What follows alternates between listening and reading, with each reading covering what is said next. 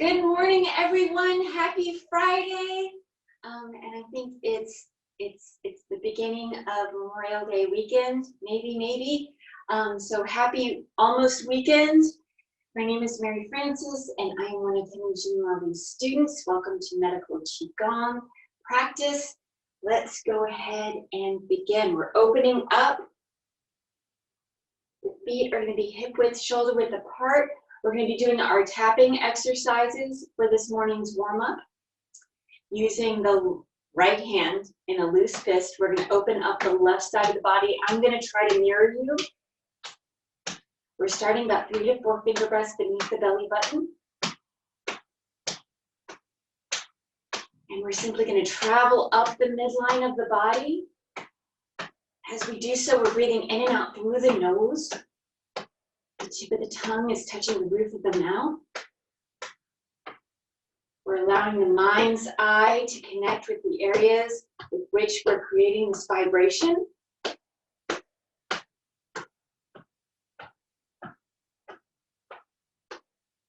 The tapping is helping generate some of that circulation that we want, opening up the channels, relaxing the tissues, creating better qi and blood flow.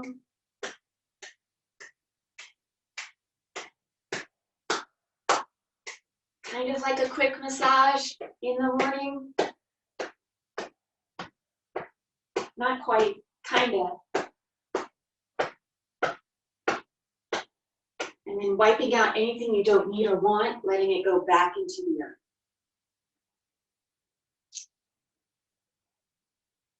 Switching sides.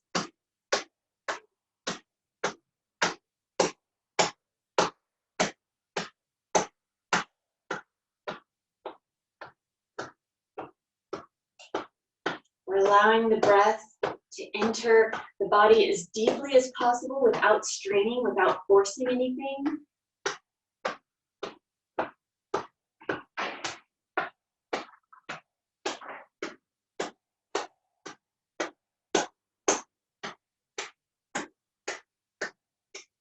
We're allowing the mind to focus in on this tapping exercise, letting all other thoughts go as they percolate up, those thoughts, as they percolate up, just letting the mind know that you can deal with them in about 29 minutes. Widening the stance, tapping the inner thigh and then up at the hip.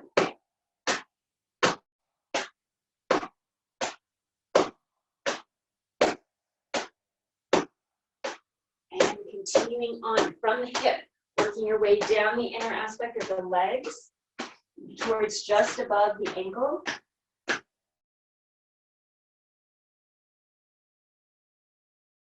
Back on up towards the hips and glutes, sliding that left foot a little closer to the right, maintaining hip width, shoulder width distance.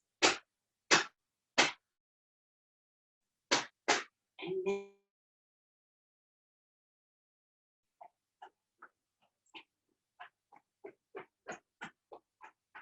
loosening up the tissues there before then placing the palms of the low back, circling down the sides and up the spine, warming up the kidneys, warming up the low back.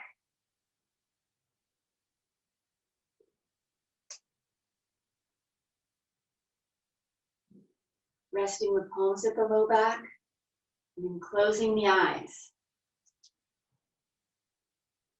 As we inhale, we're guiding the breath in the qi to the low back, allowing it to fill up with energy.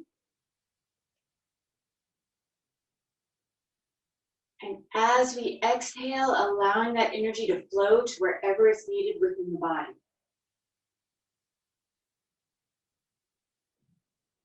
Inhaling, guiding the breath in the qi to the low back, allowing it to fill up with energy.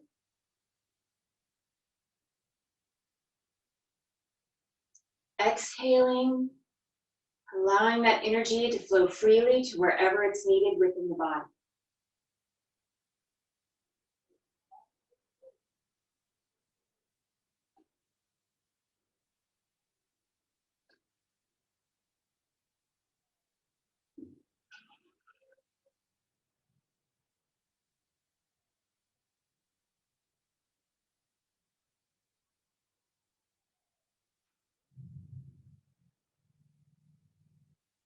And gently opening the eyes, letting the arms come back down to the sides and closing by bringing that left foot back to the right. We're continuing the warm-ups with our heart small intestine exercise from the basic 8, opening up.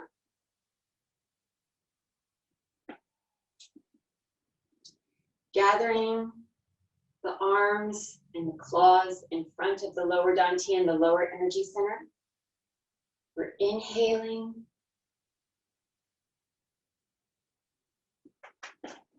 Exhaling.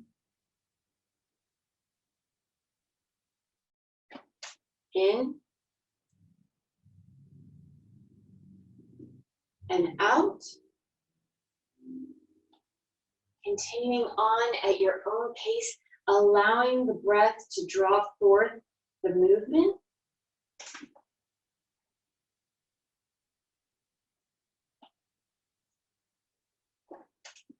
Allowing the mind to relax into the exercise.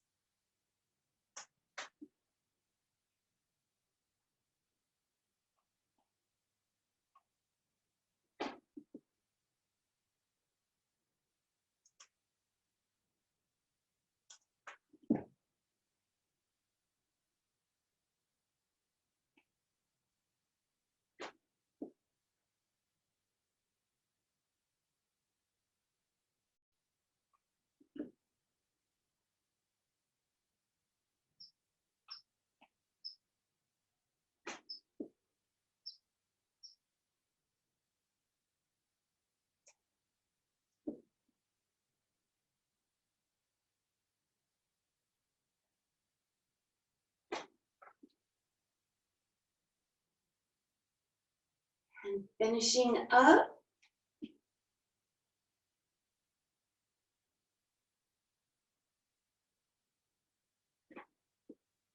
Releasing the claws, releasing the hands, and closing.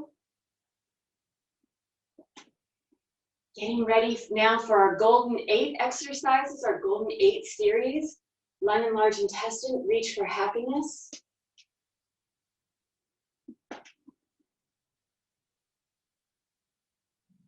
Inhaling. Exhaling. In and out. Inhaling. And exhaling. In and out. Continuing on at your own pace, allowing your breath to guide you.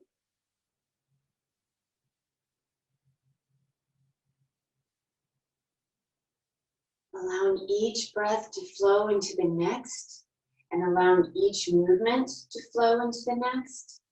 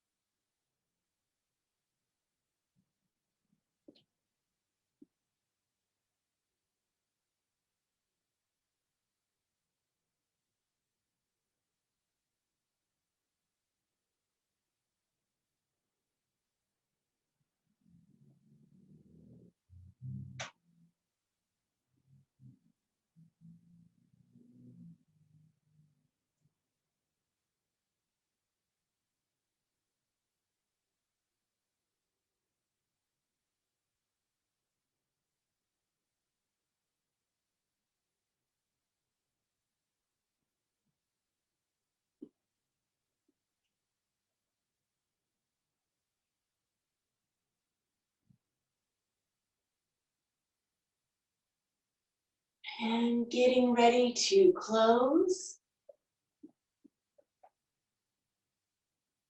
Closing our heart and small intestine exercise from the Golden Eight series, which is the Archer. Inhaling, exhaling, in and out.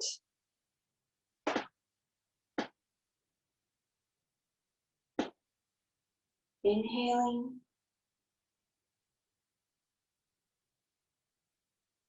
exhaling,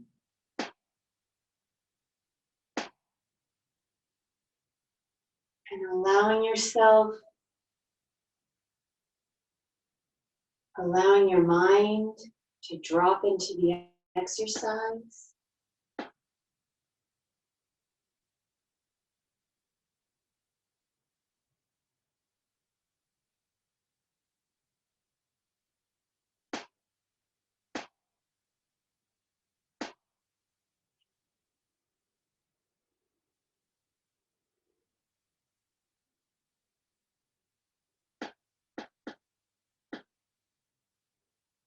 Getting ready to close.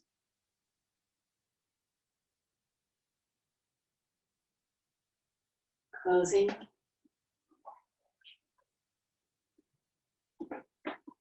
Our spleen stomach exercise between heaven and earth.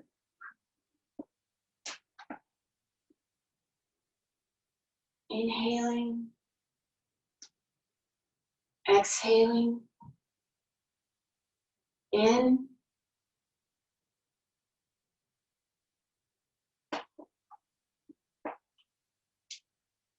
and out. Inhaling, and exhaling.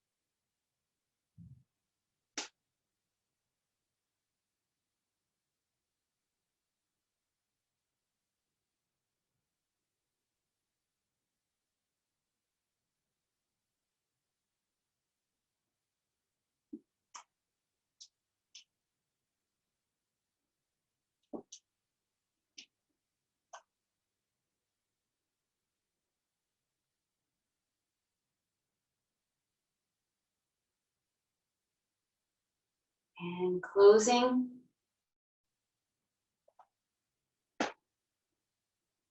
Our Sanjiao exercise.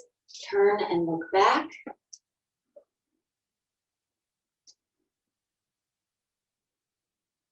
Inhaling, exhaling,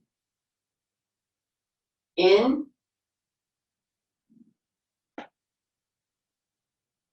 and out.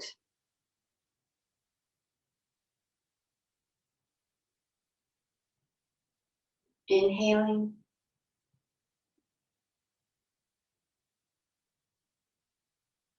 and exhaling.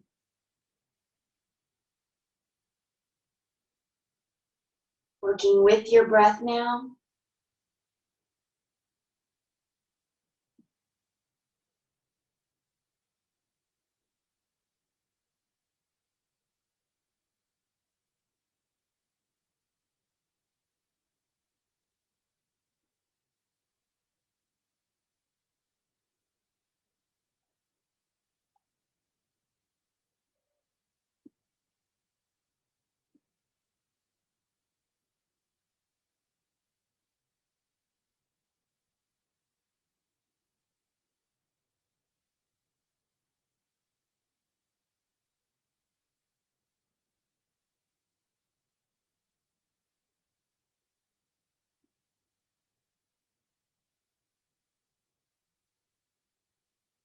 And getting ready to close.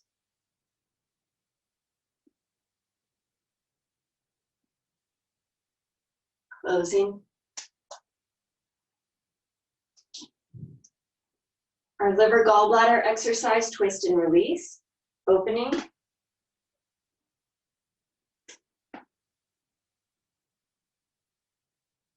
Inhaling.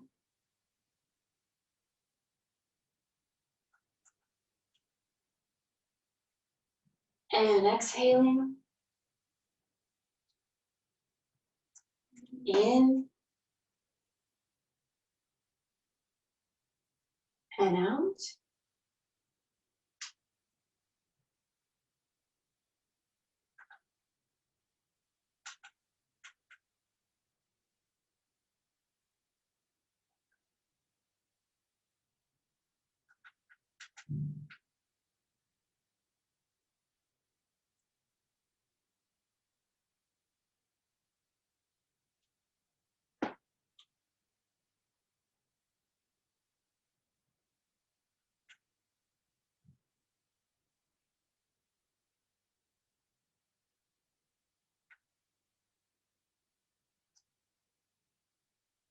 Getting ready to close.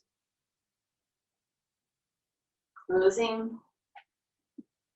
Our kidney urinary bladder exercise, bend for health. Opening.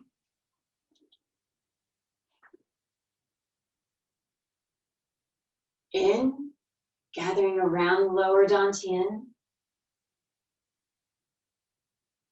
Exhaling fully into the kidneys. Inhaling. And exhaling. In. And out. Inhaling. Exhaling. Inhaling back to standing.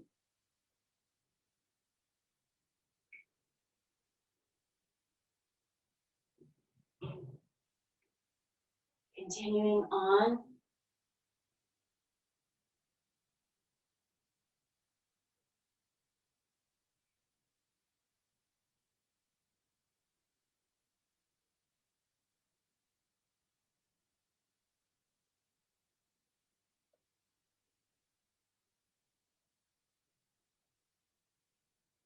Enjoying each element of the movement, no matter how subtle it may be.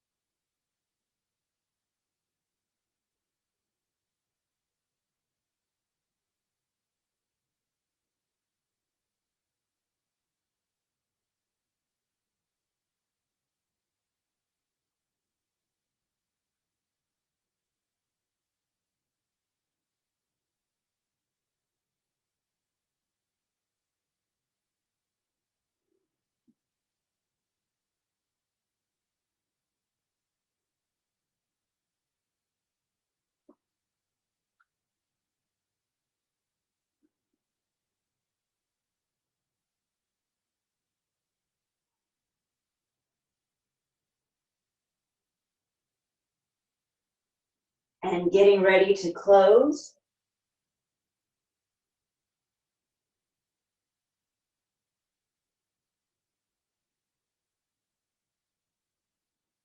closing. Our Ren channel exercise, the energy punch, opening.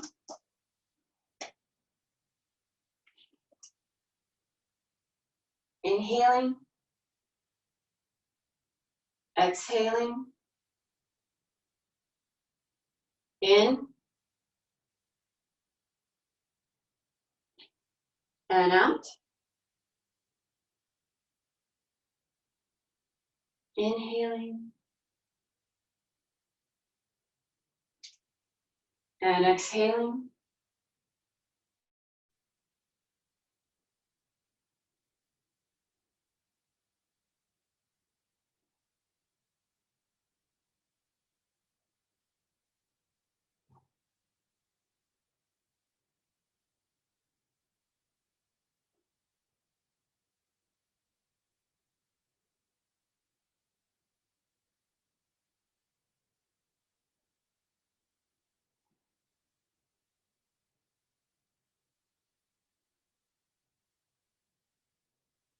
Getting ready to close.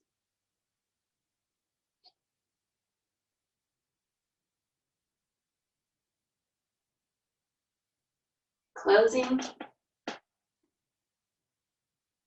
And our last exercise of the Golden Eight for the Do channel, the energy jump. It's in 2 parts. Opening up. Inhaling. Exhaling.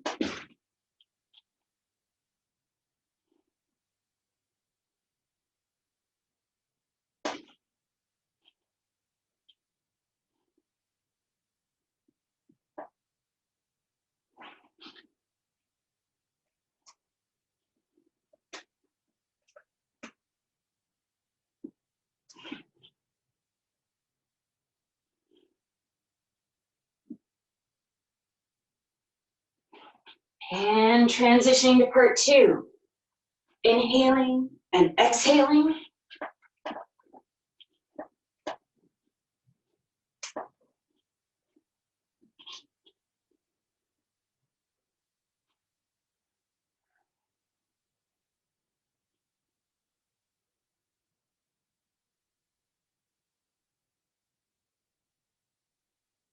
Closing. Keeping the feet together, bringing the palms together, rubbing them, starting to create some friction. So we can transfer some of that wonderful, wonderful energy to the palms. Remember, our magic number here is 9 until we get to 12 or 6, but 9. Washing the face.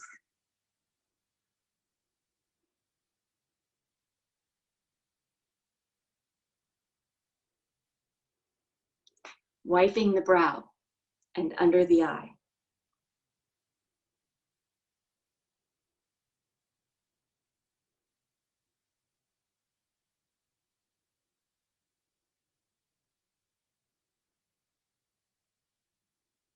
Up and down the nose.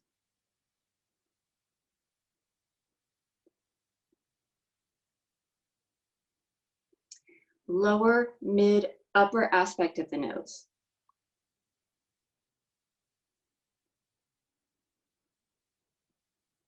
We're going inward and then outward.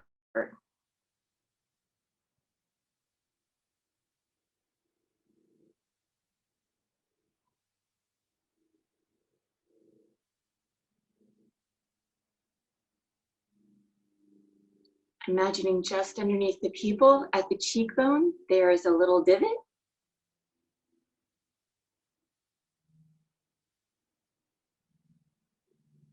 And then using your fingertips, dredging the channels of the scalp.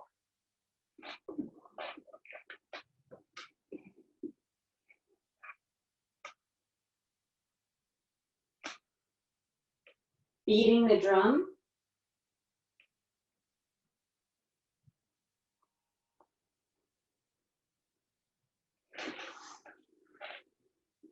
And then grasping the ear.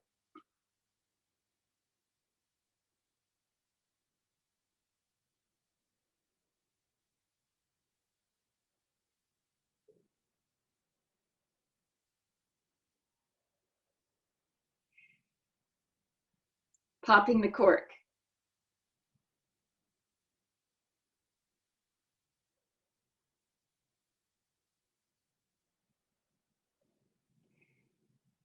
One finger on the philtrum, the other on the mandibular crease, circling inward and then outward.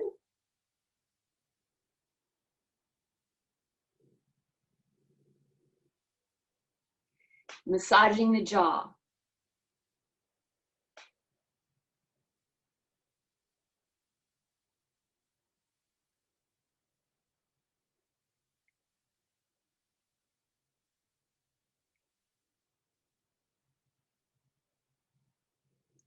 Now our number changes to 12 times total, or 6 times each side.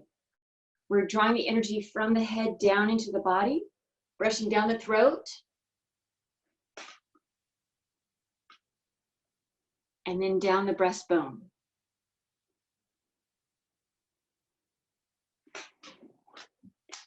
Now we get to gather that energy into the lower dantian, circling up the right and down the left, 9 times.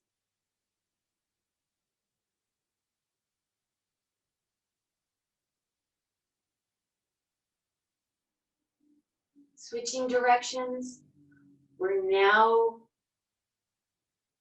caramelizing. I keep thinking of caramelizing.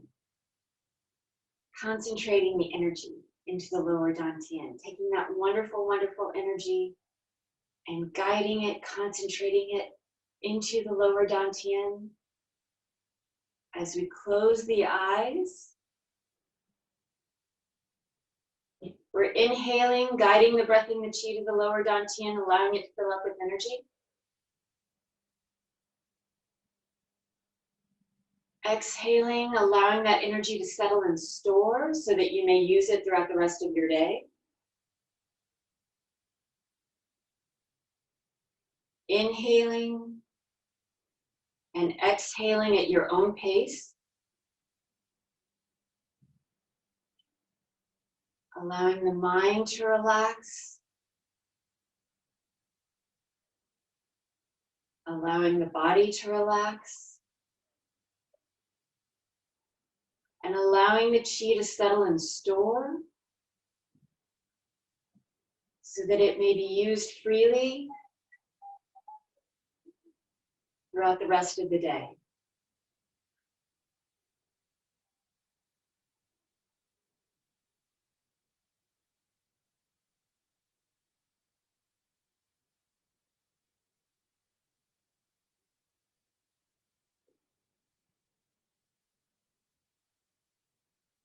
Thank you so very, very much, everyone. Henry, please come in for our Chi Chat today. Good morning, Mary Frances. Good morning, everybody. Thank you.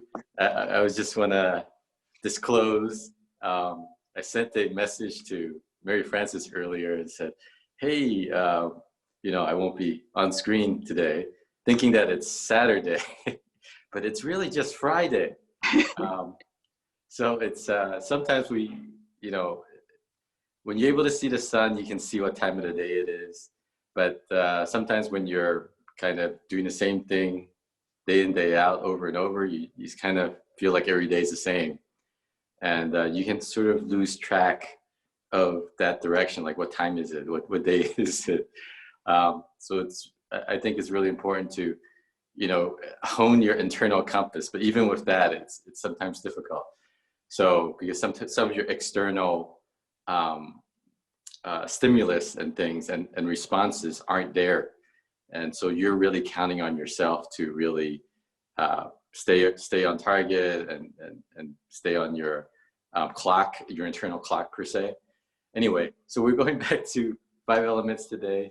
We've been talking a lot about generating cycle and how the 5 elements associate with each other. Just a quick review. With the generating cycle, we're looking at the clockwise cycle of the 5 elements. So wood generates fire, which generates earth, which generates metal, which then generates water, and then water generates wood again.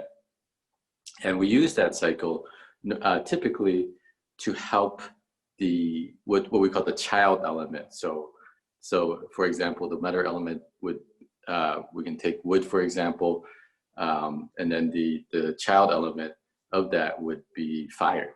Okay, so we use that to help. Usually, if we're like deficient in the element, we would use the element before to help boost it. We can also use the same element too. Like if you're weak in fire, for example, you can either, treat the fire, or you can treat the element before, which is the wood. All right. So we talked about wood. We talked about fire. We talked about earth. Today we're going to talk about metal and water, and looking at deep dive into it in terms of emotion side, as well as how it relates with the other elements. So with metal, we're looking at the emotions of grief and sadness on one hand, and compassion on the other. So some of you might be wondering, well, why is that? Okay, so and why these two manifest together. When we look at metal, they tend to like to have their own space and like to have things kind of organized. And part of it is really about, it's trying to seek clarity. So the energy of the metal is trying to seek clarity in life. And so like when you think about going through like a sad event, some tragedy that happened, you're trying to just understand and get clarity, like for yourself, why things happen, or what is the reason behind it. Not really more of a water, but more of just from more of a just kind of get clarity with your emotions and with your internal self.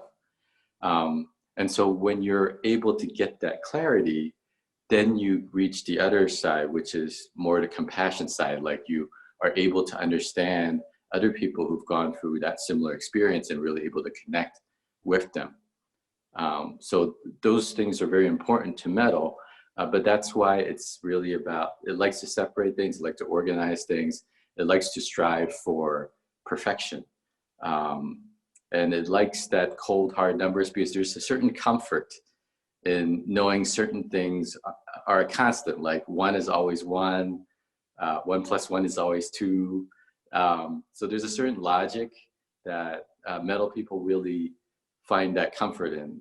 In contrast, the earth doesn't really find comfort in numbers, cold, hard numbers. It finds comfort in being rooted into the earth, in gardening, in taking care of other people. So metal is quite the opposite. It doesn't trust the irregularities and the emotions of people as much. It trusts more in that logic. So you have to think about metal. It's kind of like, on one hand, it's kind of like a knife, where it can be very cutting, okay, or scissors per se. It can trim things. So there's a lot of good and a lot of challenges within that. So going back to, the mother of metal is earth, right? So you can see they're quite opposite in some ways. So it can be a little bit grating, just like, if you think about your parent can be a little bit grating on you, and you just want your own space, you just want to do your own thing. And your parents like, well, make sure you eat, make sure you get to sleep on time. So there's a benefit, right? Because if metal by itself can really get into that aloofness, that separation, and the earth pulls it back. So the two really need each other. That metal, in order to really continue to be in a healthy metal, it needs that groundedness, even though it is about that perfection, that clarity, it needs that connection to the earth to really have some meaning to what it's looking for, as it's trying to clarify what life is about. All right, so that's a little bit heavy, but again, like think about clarity, okay, for metal, and that's what it's striving to do. All right, so let's move on to the next element, which is water. Okay, so water is, when we look at it from an emotional side, water is about fear on one hand, and wisdom on the other. So you might think like, okay, well, what do the two have to do with each other? And you look at life, when you're a kid, you're told to not do certain things, like don't touch that stove, you're gonna burn yourself, right? Don't go running out in the street, you may get hit by a car.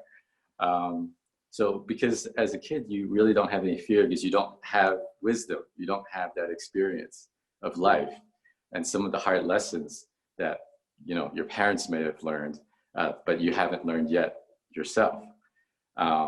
So we get to, so it's more, so sometimes we learn through fear, right? Like, but it's sometimes it's a healthy fear.